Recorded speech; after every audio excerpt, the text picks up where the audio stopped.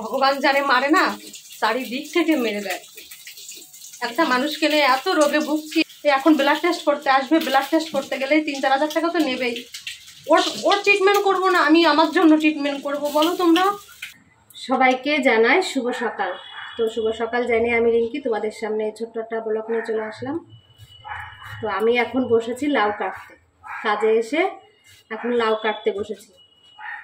তো আজকে দুটো লাউ, দেখো বড় বড় দুটো লাউ, একদম কচি কচি লাউ। তো এই দুটো লাউ আজকে কুচিয়ে তারপর রান্না করব। তো লাউ কোচাতে গেলে হাতের এখান থেকে যন্ত্রণা করে, তো দুটো লাউ আজকে কুচাতে হবে। তো খুব তাড়াতাড়ি কুচাবো। দেখো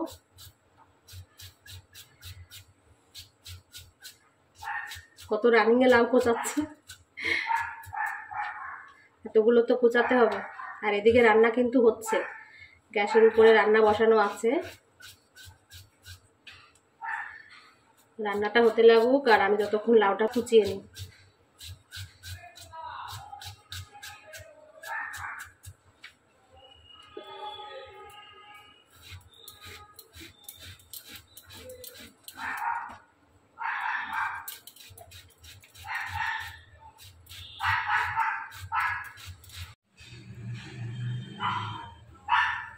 দেখো এই স্পিডে কত সুন্দর করে লাউ কোচাচ্ছে, একদম ঝিরিঝিরি করে লাউটা কিন্তু কোচানো হচ্ছে। দেখো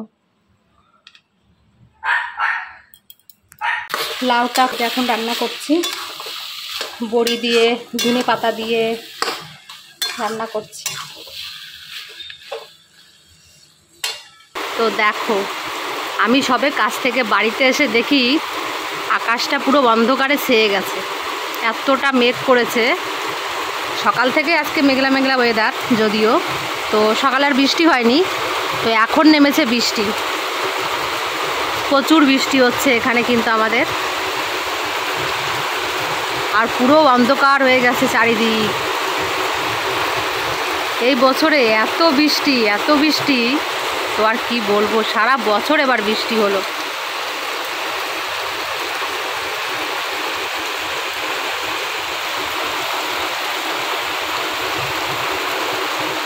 ভালো লাগে না এরকম বৃষ্টি হলে, না একদম ভালো লাগে না। আষাঢ় মাস শ্রাবণ মাস বৃষ্টি হলে তবুও মানা যায়, কিন্তু সারা বছর বৃষ্টি হলে একদমই ভালো লাগে না। কিভাবে ঝড় ছেড়েছে আমাদের এখানে, পুরো সর্বনাশ। আমার ছেলে তো স্কুলে গেল এই অবস্থায়, কী হবে তা কি জানি, সেটাই টেনশন লাগছে। ভালো জোরে কিন্তু ঝড় ছেড়েছে এখানে। আর এদিকে তোমাদের দাদাভাই এই যে শুয়ে আছে, আর আমি তো এসেছি এই যে কাজ থেকে বাড়িতে সবে। তো আজকে কাজে যেও এত পরিমাণে গ্যাস হয়ে গেছিলো, তারপর কাকিমার কাছ থেকে একটা গ্যাসের ঔষধ চেয়ে খেতে হয়েছে, এত সমস্যা হয়েছিল। মানে ঔষধ খাচ্ছি তো, কালকে ঔষধ নিয়ে আসছি রাত্রিবেলায়, সকালে ঔষধ খেয়ে গেছি কাজে, তারপরই গ্যাস শুরু হয়েছিল। ওই জন্য একটা গ্যাসের ঔষধ কাকিমার ওখান থেকে খেয়ে নিয়েছিলাম। তো বাইরে তো আজকে ভালোই বৃষ্টি হচ্ছে, ঝড় হবে শুনেছি, কী হবে জানি না। তো এখন যাব রান্নাঘরে। রান্নাঘরে তো জল পড়ে একদম তলিয়ে গেছে, চালটাও ঠিক করা হয় না, ওই অবস্থায় আছে। তো তাড়াতাড়ি রান্নাবান্নাগুলো সেরে নিই। কী রান্না করবো যে বুঝতে পারছি না আজকে। এতটা বৃষ্টি হচ্ছে, মেঘ ডাকতে দেখো কিভাবে। আমার ছেলেটার কথা খুব খারাপ লাগছে এখন, ছেলেটা এই অবস্থায় স্কুলে গেল, কি করবে, ছাতাও নিয়ে যায়নি, ভালো লাগে না। আর পুরো ধোয়া ধোয়া হয়ে গেছে, এতটা বৃষ্টি হচ্ছে না, চারিদিক পুরো ধোয়া ছাড়া কিছু নেই। দেখো আমার রান্নাঘরের অবস্থা, এই যে রান্না করব কি করে, এইভাবে দাঁড়িয়ে দাঁড়িয়ে আমাকে ভেজা অবস্থায় যে রান্না করতে হচ্ছে। মাঝে মাঝে ইচ্ছা করে সত্যি এই সংসার ছেড়ে আমি বেরিয়ে যাই, আমার আর ভালো লাগে না এই সংসার করতে। এইভাবে কি সংসার কোনোদিন করা যায়? রান্না করব গ্যাসে, পুরো গ্যাস পুরো ভিজে গেছে, এখানে কি করে দাঁড়িয়ে দাঁড়িয়ে রান্না করব এখন আমি? আর বাইরে সেই বৃষ্টি হচ্ছে এখনও। আর ইচ্ছা করে না আমার সংসার করতে, সত্যি আর ইচ্ছা করে না।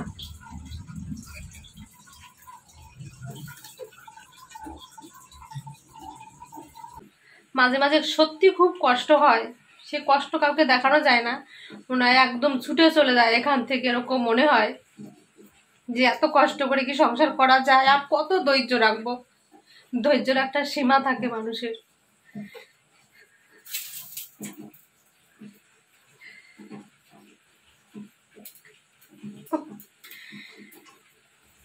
কষ্ট করে কাজ দিয়ে বাড়ি আসবো, মিথ্যে পা চুলকায় আমার, আমি পায়ে ভেজা অবস্থা দাঁড়াতে পারি না। সে এখানে পুরো জলে পুরো ভেজা সেই অবস্থা, এখন আমাকে যে রান্না করতে হচ্ছে। ভগবান যারে মারে না, চারিদিক থেকে মেরে দেয়। একটা মানুষকে নিয়ে এত রোগে ভুগছি, এত রোগে ভুগছি, এত টাকা পয়সা ওর পিছনে খরচা হচ্ছে, তারপর আমার শরীরের অবস্থাও ভালো নেই। আমারও এখন আলট্রাসোনোগ্রাফি করতে হবে, ওষুধ খেতে হবে, ব্লাড টেস্ট করতে হবে। তো একটা ঘরে যদি এতটা রোগ থাকে, তা কি করে আমি ঠিক করবো বলো? কিচ্ছু আমি কোনো দিক আমি খোলা পাচ্ছি না যে এই দিকে গেলে আমি একটু শান্তি পাবো। সমস্ত পথগুলো আমার জন্য বন্ধ করে রেখেছে।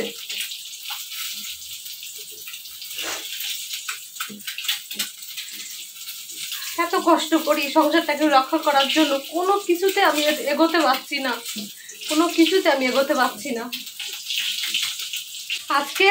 আজকে আবার তোমাদের দাদাভাই ব্লাড নিতে আসবে। ব্লাড টেস্ট করতে গেলেই 3-4 হাজার টাকা তো নেবেই। ওর ট্রিটমেন্ট করবো না, আমি আমার জন্য ট্রিটমেন্ট করব বলো তোমরা? আজকে ব্লাড নিতে আসবে, কালকে আবার ডাক্তার দেখানো। আমি কোন দিকে যাব বলো তোমরা? কোন দিকে আমি করব? নিজের আলট্রাসোনোগ্রাফি এখনো কবে করব জানি না। আমার পেটে চিন করে যন্ত্রণা হয়েই যাচ্ছে। আজকের থেকে সবে ওষুধ খাওয়া শুরু করলাম। এখন বলেছে ডাক্তার আলট্রাসোনোগ্রাফি করে নিয়ে আবার ডাক্তারের কাছে যেতে। আমি কোন দিকে দেখবো? ওকে দেখবো না আমি আমার জন্য দেখবো বলো?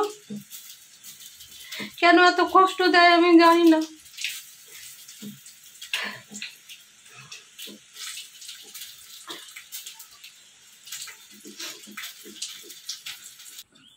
এখন এই যে এসেছে ব্লাড নিতে তোমাদের দাদাভাইয়ের, দেখো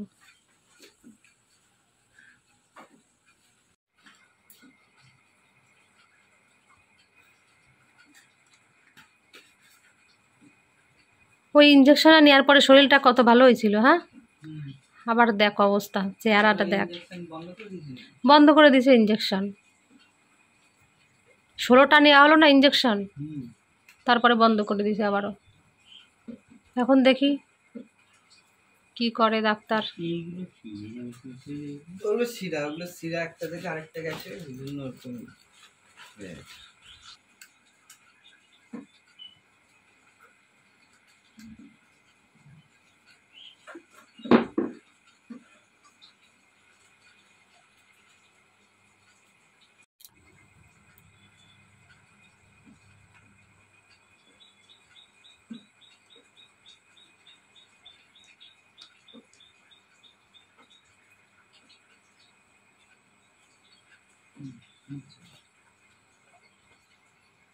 তো তোমার দাদা ভাইয়ের ব্লাড নেওয়ার পর রান্নাবান্না তো করছিলাম, রান্নাবান্না তো সেই ভিজা ভেজা অবস্থায় সব করলাম। রান্না করে একদম এই স্নান করে পুজো দিয়ে তোমাদের সামনে আসলাম। আর তোমাদের দাদাভাই সেই ব্লাড নিয়েছে, তারপর তো শরীরটা এমনিতেই দুর্বল, তো সেইভাবে সেই অবস্থায় ঘুমিয়ে আছে, স্নানও করেনি। কখন উঠবে কখন স্নান করবে কিছুই জানি না। আর এদিকে তো বৃষ্টি সেই সমানে হয়ে যাচ্ছে, থামাথামির কোনো, কখন থামবে জানি না। তো এই ভিজে ভিজেই কাজগুলো করেছি না, তো আর কি বলবো। সমস্ত ঘরের জল পড়ে ভেসে গেছে, সেই সব ঘর ভালো করে মুছলাম। আবার এই যে এখন বৃষ্টি হচ্ছে মানে আবারও ঘরে জল ভরে যাবে।